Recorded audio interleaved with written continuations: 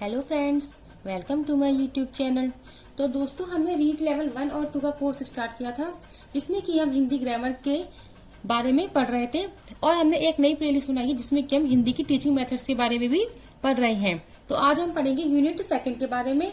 दोस्तों, unit second में भी हम 2 टॉपिक्स वचन और लिंग को पूरा कर चुके हैं। और आज हम पढ़ेंगे यूनिट सेकंड का लास्ट टॉपिक काल। तो काल को स्टार्ट करते हैं। Let's start. देखिए दोस्तों, पहले हम देखते हैं काल कहते किसे हैं, इसकी परिभाषा क्या होती है।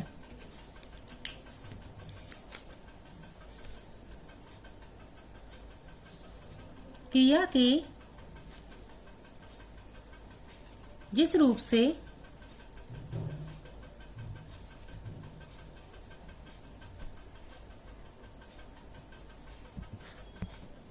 देखिए, काल क्रिया के जिस रूप से कार्य व्यापार के समय का तथा उसकी पूर्णता या अपूर्णता की अवस्था का बोध कराने वाले क्रिया के रूपांतरण को काल कहते हैं। काल के 3 प्रकार होते हैं। पहला है भूतकाल, दूसरा वर्तमान काल और तीसरा भविष्य काल। देखिए, काल क्या होता है। काल वो होता है जिससे हम किसी भी कार्य कर रहे हैं उसकी पूर्णता या अपूर्णता की जो अवस्था है उसका बोध कराने वाली क्रिया के रूपांतरण को काल कहते हैं। अब पहला प्रकार कौन सा हमारा, भूतकाल। इसके बारे में पढ़ते हैं हम। पहला है हमारा भूतकाल। देखिए, वैसे तो आपको पता ही होगा भूतकाल क्या होता है, पास्ट। वर्तमान काल प्रेजेंट और भविष्य काल हमारा फ्यूचर। वर्तमान क्या हो रहा है, जो हमारा इस वक्त चल रहा है वो हमारा है वर्तमान। और वर्तमान से 1 सेकंड पहले तक का जो पूरा समय है वो है हमारा भूतकाल। और आने वाला 1 सेकंड के मतलब वर्तमान से जस्ट बाद जो हमारा समय है वो हमारा है भविष्य काल। अब हम पढ़ते हैं पहले भूतकाल के बारे में। भूतकाल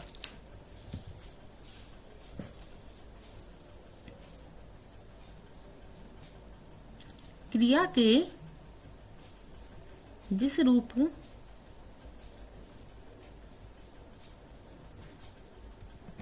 देखिए, भूतकाल क्रिया के जिस रूप से बीते हुए समय अर्थात भूतकाल में क्रिया का होना प्रकट होता है उसे भूतकाल कहते हैं। इसमें हम जो वाक्य लेते हैं वो हमारी क्रिया से संबंधित होता है। जैसे कि कल वह जयपुर गया था। अब जो भूतकाल का बोध हुआ है वो हमारे किससे हुआ है, इस गया था से, जो कि क्या है, एक क्रिया है। गया जाना क्रिया है, उसका रूप क्या हुआ, गया था। अब हम पढ़ते हैं इसके प्रकारों के बारे में। भूतकाल के 6 भेद होते हैं।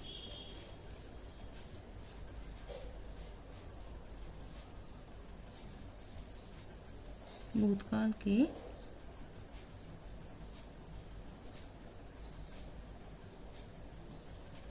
6 भेद होते हैं। पहले प्रकार है इसका सामान्य भूतकाल।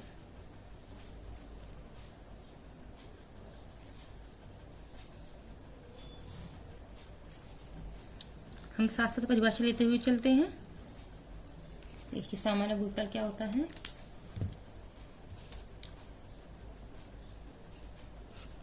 क्रिया के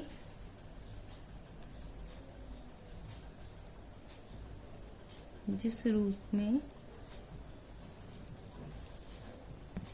देखिए, सामान्य भूतकाल क्रिया के जिस रूप में साधारण काम का बीते हुए समय में क्रिया का होना पाया जाए वहां सामान्य भूतकाल होता है।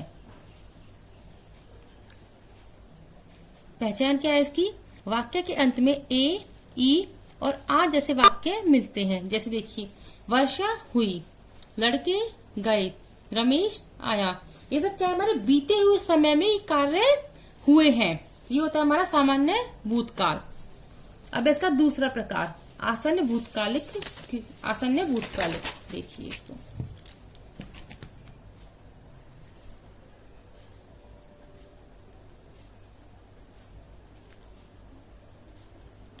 आसन्न भूतकाल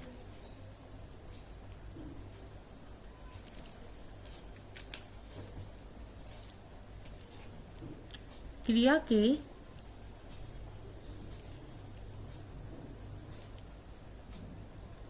जिस रूप के द्वारा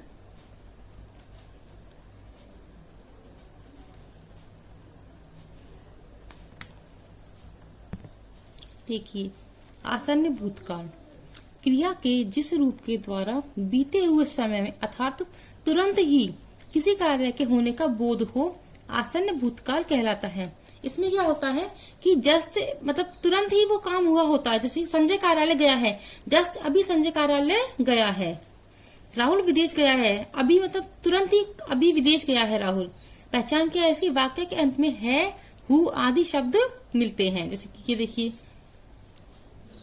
संजय कार्यालय गया है, राहुल विदेश गया है, इस प्रकार से। अब पढ़ते हैं इसका तीसरा प्रकार। तीसरा इसका पूर्ण भूतकालिक क्रिया। जब पूर्ण भूतकाल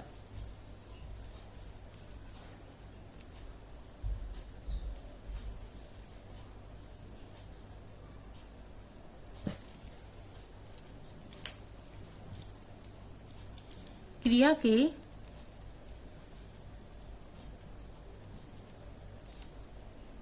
जिस रूप के द्वारा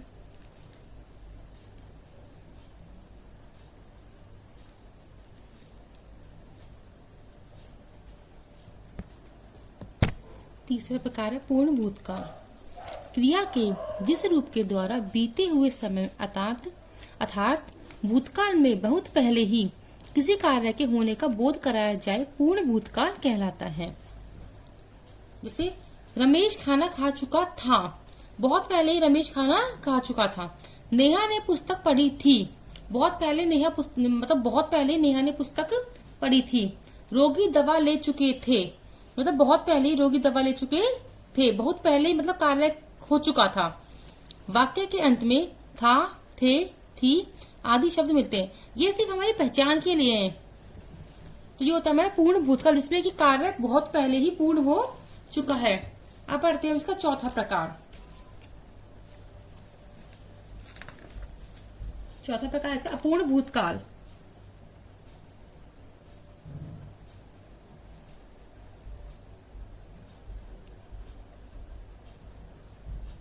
अपूर्ण भूतकाल ये था हमारा पूर्ण भूतकाल और अब हमारा अपूर्ण भूतकाल। इसमें क्या होता है क्रिया के जिस रूप के द्वारा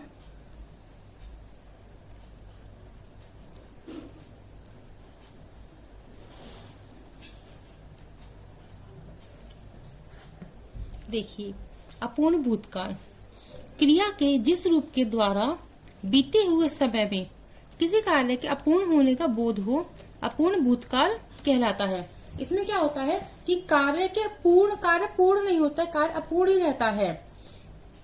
वाक्य के अंत में रहा थे, रहे थे, रही थी आगे मिलते हैं। एग्जाम्पल देखिए जैसे आप इसके पिताजी विदेश जा रहे थे, मतलब जा चुके थे नहीं जा रहे थे। जब मतलब मोहन पढ़ रहा था, इसका मतलब ऐसे थे कि जब मैं घर से निकला तब मोहन पढ़ रहा था। अब उसके बाद मोहन कब तक पढ़ता रहा मुझे नहीं पता। पिताजी विदेश जा रहे थे, अब कब गए मुझे नहीं पता, जा रहे थे अपूर्ण है ये क्रिया एक। अब पढ़ते हैं इसका चौथा प्रकार।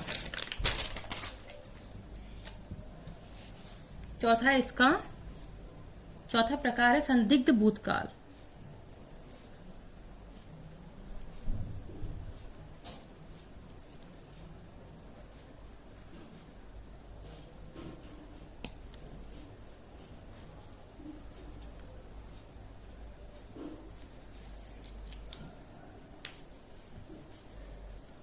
पांचवा प्रकार है संदिग्ध भूतकाल। इसमें क्या होता है क्रिया के जिस रूप के द्वारा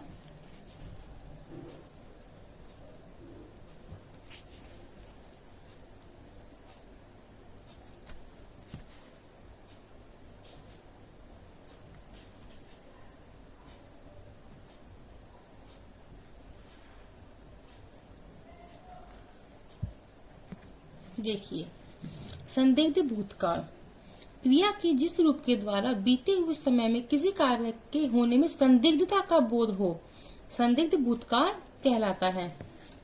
पहचान क्या है वाक्य के अंत में होगा, होगे, होगी आदि शब्द मिलते हैं। जैसे मोहन घर गया होगा, एक हमें इसमें डाउटफुल है ये सेंटेंस, संदिग्ध है कि मोहन घर गया होगा शायद, मतलब संभावना है कि मोहन घर गया होगा, राम पढ़ रहा होगा। ये क्या है, एक संभावना व्यक्त होती है, इसमें संदिग्धता का बोध होता है।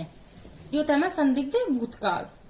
अब इसका अगला और अंतिम प्रकार है हेतु हेतु मद भूतकाल।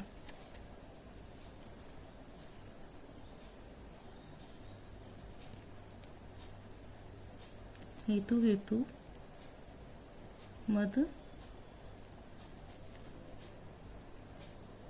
भूतकाल।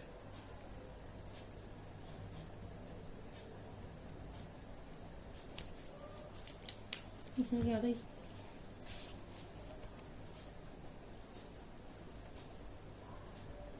क्रिया के जिस रूप के द्वारा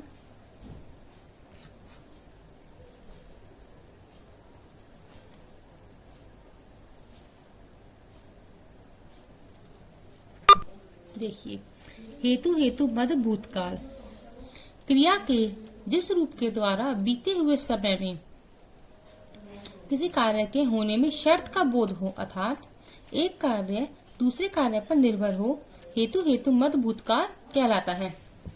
इसमें क्या होता है कि जो एक वाक्य पीछे वाला वाक्य होता है वो पहले वाले वाक्य पर निर्भर होता है। देखिए, पहचान कुछ है नहीं इसकी, आप सेंटेंस पढ़िए समझ आ जाएगा आपको। जैसे कि देखिए, यदि कृष्ण बांसुरी बजाता तो राधा नाचती। अब राधा का नाचना किस पर निर्भर है, कृष्ण के बांसुरी बजाने पर। तो ये वाक्य है वो इस पर निर्भर करता है। यदि बरसात अच्छी होती तो फसल भी अच्छी पकती। अब फसल का अच्छा पकना किस पर निर्भर है, बरसात के अच्छे होने पर। तो एक शर्त का बोध हो गया कि फसल के पकने के लिए शर्त क्या है हमारी, बरसात का अच्छा होना। राधा के नाचने के लिए क्या शर्त है हमारी, कृष्ण का बांसुरी बजाना। और एक वाक्य दूसरे वाक्य पर निर्भर होता है। तो ये होता है हमारा हेतु हेतु मद भूतकाल। तो दोस्तों, इस तरीके से हमारे भूतकाल के हम 6 प्रकारों के बारे में आज पढ़ चुके हैं, और कल हम पढ़ेंगे वर्तमान और भविष्यकाल के बारे में। तो दोस्तों, अब जो कल और परसों की क्लास में हमने वचन और लिंग के बारे में पढ़ा था, हम उससे संबंधित कुछ क्वेश्चंस कर लेते हैं, जिससे आपको थोड़ा सा रिवीजन हो जाएगा। देखिए, पहला प्रश्न है, अधिकारी का बहुवचन होगा अधिकारियों, अधिकारी वृंद, अधिकारी या फिर अधिकारी गण। तो इसका सही उत्तर क्या होगा हमारा, अधिकारी गण। दूसरा है, बहुवचन शब्द है होश, दाम, दर्शन, सभी। होश, होश क्या है हमारा, बहुवचन, जैसे होश उड़ गए। दाम, वस्तु के दाम बहुत बढ़ गए हैं। दर्शन, आज मुझे भगवान के दर्शन हो गए। तो ये सभी क्या है हमारे बहुवचन शब्द। तो इसका आंसर क्या होगा, सभी। अब है हमारा एक वचन, हस्ताक्षर, हस्ताक्षर कर दिए। सत्य, अक्षत और प्राण। सत्य, सत्य हमेशा कड़वा, सत्य हमेशा कड़वा होता है। अक्षत और प्राण, तो क्या है सही आंसर, इसका आंसर है सत्य। सत्य क्या होता है, हमेशा एक वचन में प्रयुक्त किया जाता है। अगला है, साधु का लिंग परिवर्तन है साधुमती, साधा, साध्वी या कोई नहीं। तो क्या होगा लिंग परिवर्तन, साधु का साध्वी। श्रीमान का लिंग परिवर्तन है श्रीमान्या, श्रीमती, श्रीमती या सुश्री। तो देखिए, सुश्री तो होगा ही नहीं, ये तो हमारा क्या है, गलत है। श्रीमान्या भी नहीं है। अब कंफ्यूज है हम श्रीमती और श्रीमती में। तो इसमें क्या होगा दोस्तों, तो मैंने आपको पहले ही बताया था क्लास के टाइम पे कि अगर हमें विवाहिता के लिए लेना है तो हम लेंगे ये श्रीमती, और अन्यथा लेंगे कुमारी के लिए लेंगे ये। तो इसका सही आंसर क्या होगा हमारा, श्रीमती, दीर्घ वाली।